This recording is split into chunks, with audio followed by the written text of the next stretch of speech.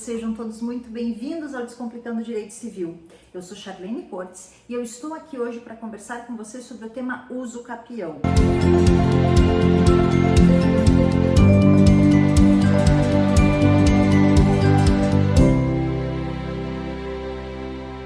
Como é que funciona esse instituto, pessoal?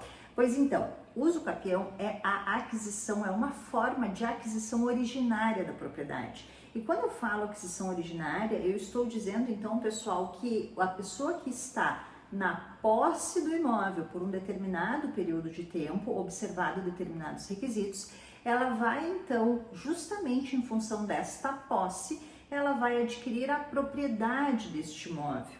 E essa propriedade será então originária, ou seja, teremos a abertura, via de regra, de uma matrícula nova em nome deste nosso possuidor.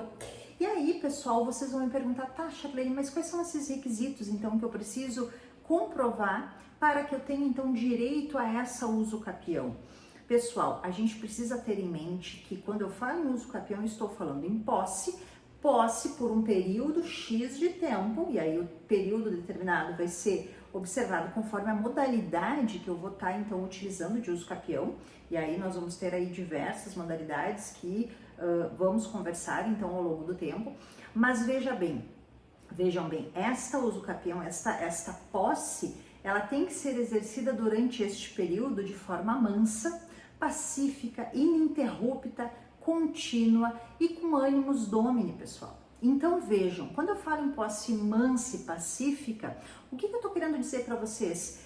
Que o proprietário registral não se opôs à utilização do imóvel por esse nosso possuidor durante todo o período em que ele esteve, então em que ele alega estar na posse do imóvel.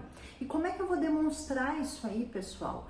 Através das certidões judiciais. Certidões judiciais, então, que demonstram que o nosso proprietário registral não entrou com nenhum tipo de ação judicial questionando a posse, o exercício da posse pelo possuidor durante este período X de tempo que a gente alega. Posse mansa, pacífica e ininterrupta, ou seja, eu preciso demonstrar a continuidade de posse, de exercício de posse pelo possuidor. E como é que eu vou fazer isso, pessoal? Através de vários elementos que demonstram a posse, o exercício da posse. Por exemplo, declarou no imposto de renda a aquisição deste imóvel, foi declarando ao longo do tempo, recebeu correspondência neste imóvel, contas de luz, contas de água no seu nome, prova testemunhal, a vizinhança via esta pessoa utilizando o imóvel como se proprietário fosse. Ele fez, por exemplo, também outra questão que é bem interessante, quando a gente fala em continuidade, é pensar que eu posso utilizar a minha posse, mas também a posse das pessoas que me antecederam, seja familiares, sejam terceiros. Então, por exemplo, eu posso, num contrato de cessão de posse, por exemplo, eu posso comprar a posse de um antecessor. E aí, pessoal, tem que observar que onde eu compro essa posse, eu vou estar comprando a posse no estado em que o antecessor a exercia. Então, se, por exemplo, existiu algum vício na posse do antecessor, este vício passa para mim no momento, então, que eu faço a cessão de direitos possessórios. Tenham muita atenção em relação a isso. É importante, então, identificar como se deu esta posse do antecessor, certo? Porque eu posso somar as posses, entendem? Então, a isso a gente chama de accessio possessionis. Eu somo a posse do anterior possuidor com a posse do atual possuidor e, conjugando ambas, eu vou ter o tempo final que eu preciso, então, demonstrar para a modalidade escolhida. Assim como eu posso também, na successio possessionis, eu posso somar a posse do falecido, parente falecido, que estava na posse do imóvel antes, do pai, do irmão, enfim, seja lá quem for a pessoa que estava utilizando o imóvel antes. Então, vejam, pessoal, posse mansa, posse pacífica, posse contínua, ininterrupta, sem a gente ter nenhuma brecha de tempo, ela sempre esteve no imóvel por período X, não é? E aí, pessoal, vocês têm que pensar com ânimos domini. Ou seja, eu tenho que demonstrar que eu exerci essa posse como se proprietário do imóvel fosse. Ou seja, eu fiz benfeitorias neste imóvel, eu murei, eu cerquei, eu pintei, a vizinhança me via enquanto proprietária, na condição de proprietária, exercendo então cuidando dessa propriedade, zelando por essa propriedade, impedindo que terceiros ingressassem nessa propriedade. Entendem, pessoal, que então quando eu vou pensar numa uso capião, eu tenho que fazer uma avaliação, uma apreciação de como se deu ao longo do tempo o exercício dessa posse por este nosso possuidor. E aí, uma vez demonstrada, então, a presença desses requisitos, posse mansa, pacífica, ininterrupta, contínua e com ânimos domini, eu vou então fazer jus à aquisição originária dessa nossa propriedade. Vejam, a posse, uma vez demonstrado que foi exercida com estes requisitos, ela legitimará a aquisição da propriedade. Vejam que interessante isso. E aí, pessoal, quando eu vou pensar então na implementação disso, eu posso fazer na via judicial, como eu falei para vocês, mas também na via extrajudicial. E aí, o que eu vou precisar demonstrar, pessoal? Primeiro, eu vou ter que fazer uma planta, né? Uma demonstração por desenhos, enfim, uma planta topográfica deste local que está sendo objeto da uso capião.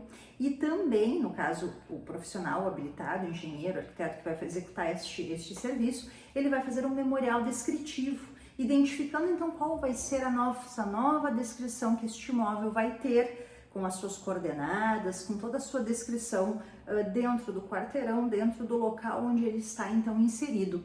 Além disso, pessoal, além da planta, do memorial descritivo, eu vou ter também, se for na modalidade extrajudicial, que ter acesso, que disponibilizar ao registro de imóveis uma ata notarial lavrada, então, no tabelionato da localização do imóvel. E aí, pessoal, o que vai acontecer? Nesta ata notarial, o tabelião vai sinalizar, vai certificar toda essa situação possessória. E o tabelionato, então, vai exigir essa comprovação de todos esses elementos que eu estou passando aqui para vocês.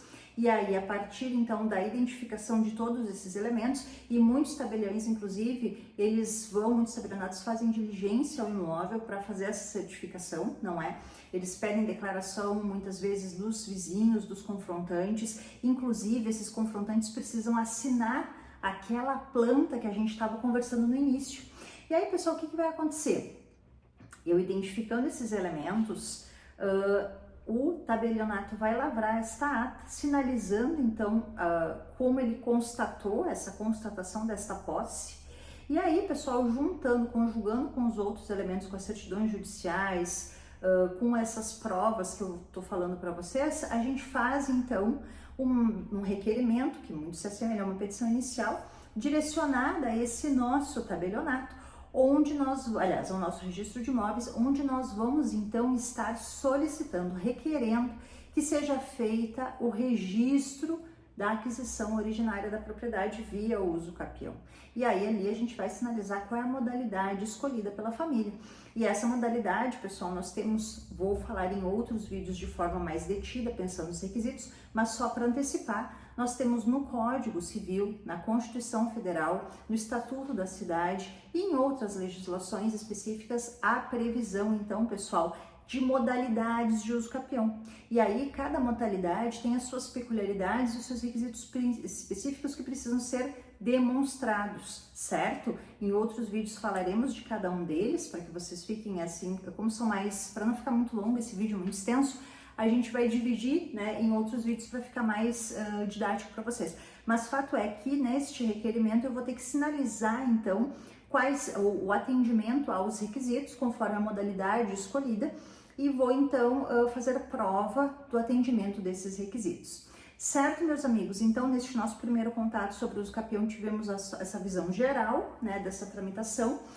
Nos próximos vídeos, a gente, então, vai dar seguimento, ok? Muito obrigada. Se você gostou desse conteúdo, faça a sua inscrição no canal, deixe o seu like, faça o seu comentário se você tiver dúvidas. Isso ajuda, então, ao crescimento do canal e que, no caso, o algoritmo identifique a relevância do conteúdo que está sendo postado aqui para vocês. Certo, meus amigos? Muito obrigada e até a próxima!